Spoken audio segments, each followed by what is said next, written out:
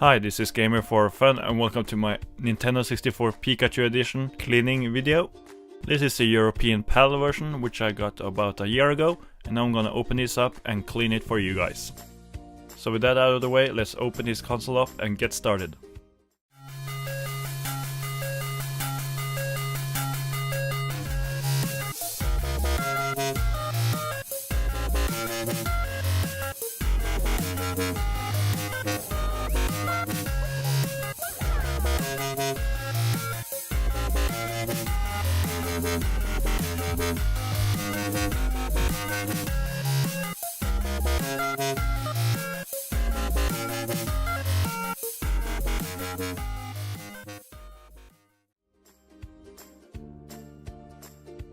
So this video is inspired by Adam's video when he's cleaning a Nintendo 64.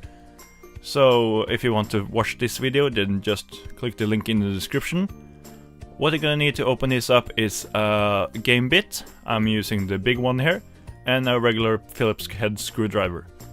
You can try your different sizes to see which one will fit. So the first thing we're gonna do is to turn this one around. As you can see, this is the control deck for the N64 Pikachu. And it has 6 screw points, 3 on the back and 3 on the front. So I'm just gonna use the game bit to screw this one open. Just make sure you hold it tight. Gonna speed this one up. I would say that this is done on your own risk. I've just used this on my own N64.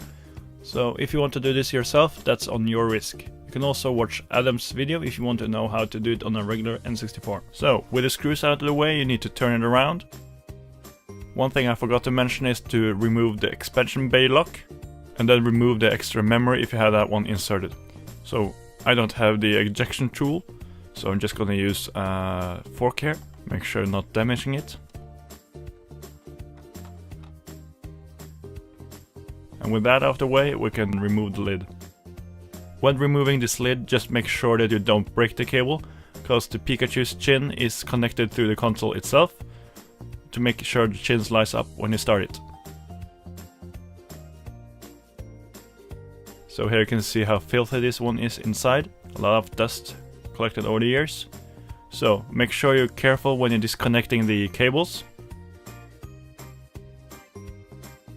Just pull them apart like this. And now we have the top off. So as you can see here, a lot of dust collecting. This one looks like a big chunk of dust. So this really needs a clean. So the first thing we're gonna do is to remove the bay for the cartridges. So we just need to use the Phillips head screwdriver and remove this. So that one can be cleaned too. All the things that's in plastic you can clean with soap and water. That's what I'm gonna do. I'm not gonna show you that on this video, but yeah, you can do that as well.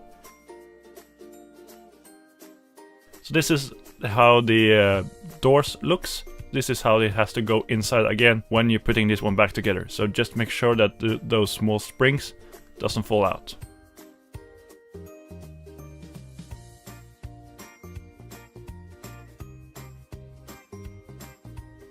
Then we see there's 4 screws that's holding the Pikachu in place. So just go to unscrew these.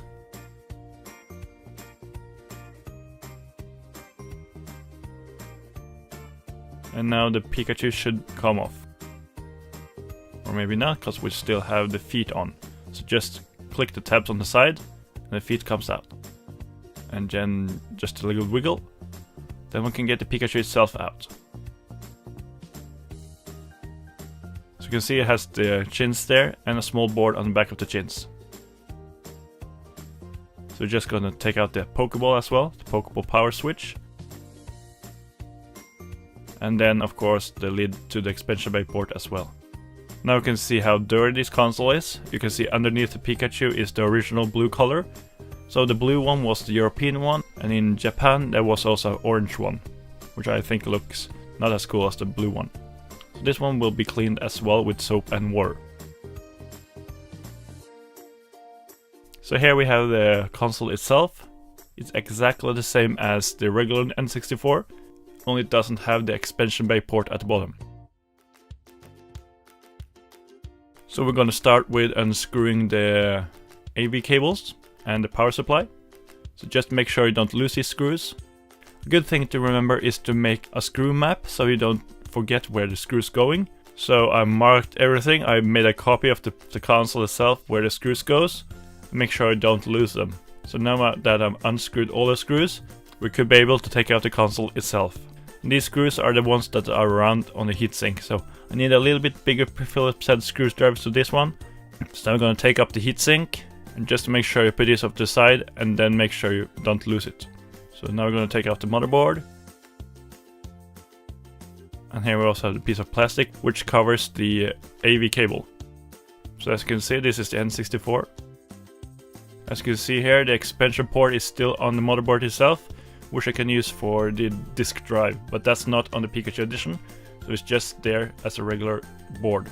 So if this one breaks, you could technically replace it with another N64 board. The only thing that won't work unless you rewire it, the Pikachu's chin's lighting up. So we're gonna clean this one and make sure it's not that filthy. And do remember to clean this good and let it dry completely before putting it back together. So now we're taking off this heat shield in the bottom. So now I'm taking off the top heat shield here. So you can see the main motherboard with all the components on it. So make sure you don't lose these small metal pieces, because those goes on the expansion bay port. So the heatsink as well can also be washed in the sink if you want to, but I'm just gonna spot clean it with some window cleaning and some Q-tips.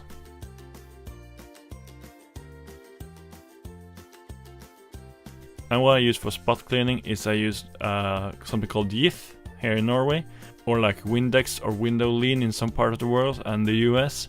And again, you're doing this at your own risk. So I just speed up this. As you can see, I'm doing some spot cleaning, as well as using some compressed air, both handmade or by a box. So just use a Q-tip here, as you can see, and just try to spot clean as much as you can. So not too much on this main board, but still got some dust off, which is good. I already know that this console works, but still I want to clean it up just so it stays good for a long period of time. So with that out of the way, I put the heatsink back on, at least the top part and the bottom part. Of course also the small parts when I took off the heatsink. Other than that, this is quite straightforward, so the only difficult part is to put the screws back on. That's why the screw map is very important. So now I'm going to clean up the controller ports, which is really filthy, as you can see here. So to spot clean this, I use Q-tip and something called YIF, which is a window cleaning. But in the US it's called Windex or Window Lean in some other parts of the world. And this again, you're doing at your own risk. This is disgusting, it's yellow. And just as you can see, for one port cleaning, this is quite a lot of difference. So the control ports are the most exposed parts of the console, as well as the cartridge bay. So it's important to make this good.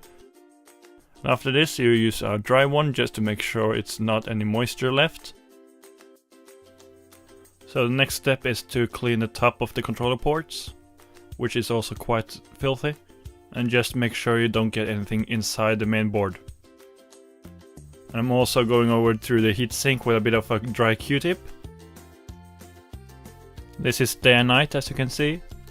It's all clean now and not as filthy as it was before. So if your Nintendo 64 wasn't working, they should probably fix it. When it comes to the controller ports at least. So now that everything is completely dried and cleaned, we just need a couple of different screwdrivers.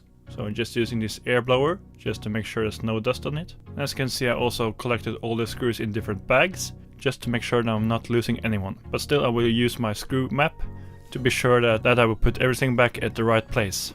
So I started putting the lid back together. So it's quite easy. You just put the Pikachu back together with the little main board, and then make sure you put the feet back in and also the Pokeball switch. So I'm going to take the main board, put it back in the bottom of the case. So make sure you aligned it and not tucking the cable underneath. So the controller ports will snap in like this with a small click. And also make sure that the back ports are in as well. And then we do this small back piece as well. You might need to lift up the main board a little bit to make it fit, but just move it a little bit up and then you'll be able to slide it in. So it's definitely more cleaner now, so we put the heatsink back in. Make sure it fits with the screws. And then the work is to just put the screws back in and tighten it all up. So to help me with this, I'm using my screw map. I'm gonna start with the controller port screws. For this I'm using a small screwdriver and then tighten it up with a big one. So then we do the small expansion pack screws. That's the one that's on the side of the expansion pack slot. It's wise to put the screws you know where to put first on, because then you know that everything is going to be back in place. This small screw beside the controller port is going to be on the right side, because the left side is for screwing the top lid back to the bottom of the console. So it's going to be on the right. So if you have it, it's an advantage to have the magnetized screwdriver. So some of these screws I put in off camera, because I figured out it was a bit easier to do. You can see that I put in the 3 screws that's on the side of the motherboard. And the next part is to put on the heatsink as well. But before that, we're gonna do the screws that's beside the cartridge port, which is the long bronze one, so they're easy to spot. So these are the big silver screws now, that holds the power supply and the AV cable.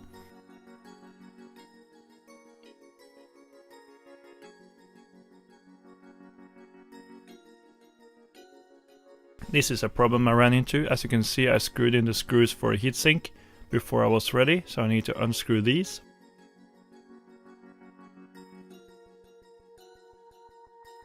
So it's a tight squeeze here, but just push it in to make the heatsink fit. And then it's just to tighten the screws that you took out once more. So both the gold one and the black ones. Now it's just the small screws left, and all these screws is going to be on the heatsink as well.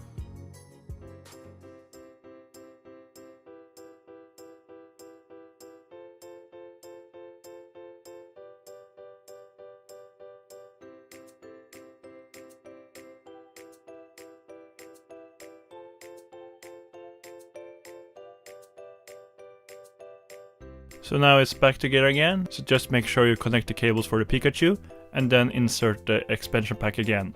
So now you can see all the buttons works, so now we're just going to connect this one up to the telly and then try it.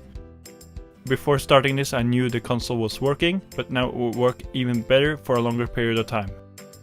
So what's better to test out the Pikachu console than using Pokemon Stadium? Push the power button, Pikachu's chin light up, and the game is starting, so it's working.